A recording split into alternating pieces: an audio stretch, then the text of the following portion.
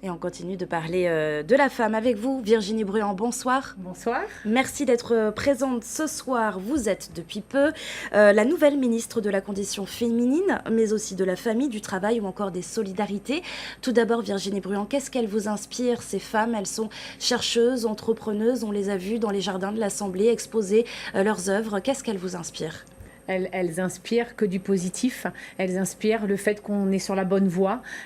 Toutes ces femmes entrepreneuses dans tous les domaines qu'on a pu voir, que ce soit l'art, que ce soit l'auto-entrepreneuriat.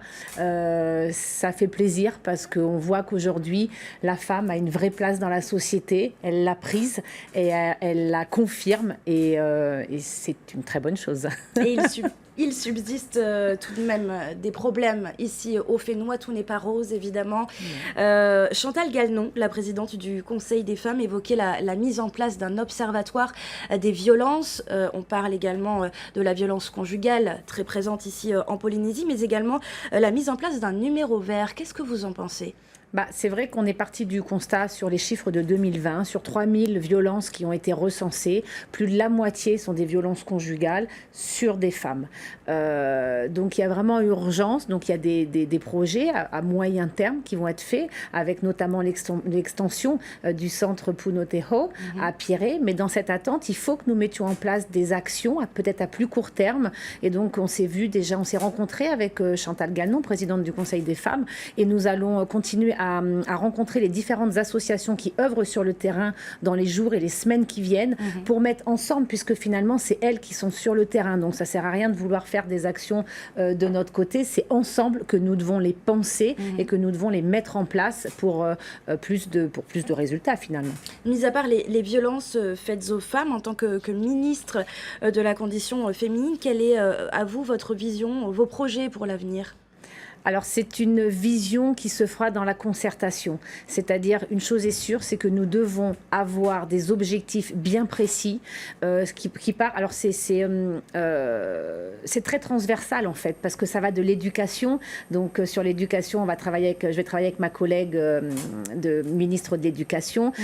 On est sur vraiment un panel très large. En fonction des publics, il va falloir adapter le champ d'action, c'est-à-dire qu'on ne va pas mettre en place la même action pour un public d'enfants, où là on va plus être sur de l'éducation, apprendre le respect d'autrui, le respect des autres membres de la famille, que sur un public plus mature par exemple. Donc, où là on va être plus se concerter pour mieux avancer finalement. Oui, il faut faire une photographie, et c'est là où Chantal alors c'est pas forcément un observatoire, mais c'est de faire peut-être une étude ou une photographie de la situation sur les violences intrafamiliales en Polynésie, pour pouvoir adapter de façon précise les actions en fonction des publics qu'on va viser.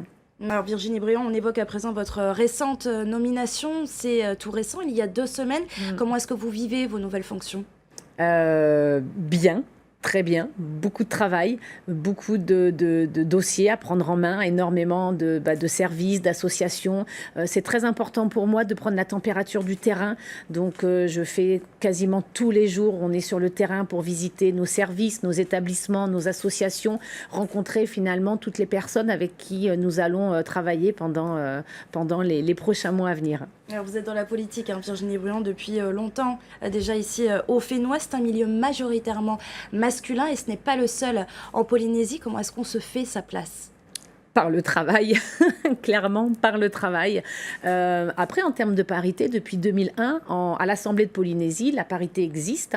Donc on est beaucoup de femmes à l'Assemblée et c'est une très bonne chose. Ça permet vraiment d'avoir des échanges très constructifs. Malheureusement, ce n'est pas il y a encore trop de secteurs aujourd'hui, de métiers où l'homme est majoritaire.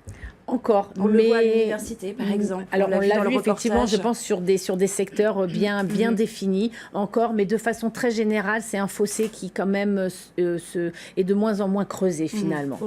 Au fur et à mesure, on commence à rétablir cette égalité, mais il faut être vigilant, il ne faut rien lâcher, parce qu'il y a encore du travail à faire. Donc, un message pour les femmes, pour terminer ce soir? Oui, avec tout ce que j'ai pu vivre aujourd'hui, c'est vraiment ce message de bienveillance et d'amour finalement et de confiance en soi. Je pense que la première des choses pour une femme, c'est d'avoir confiance en elle et après, normalement, le reste suit plus facilement.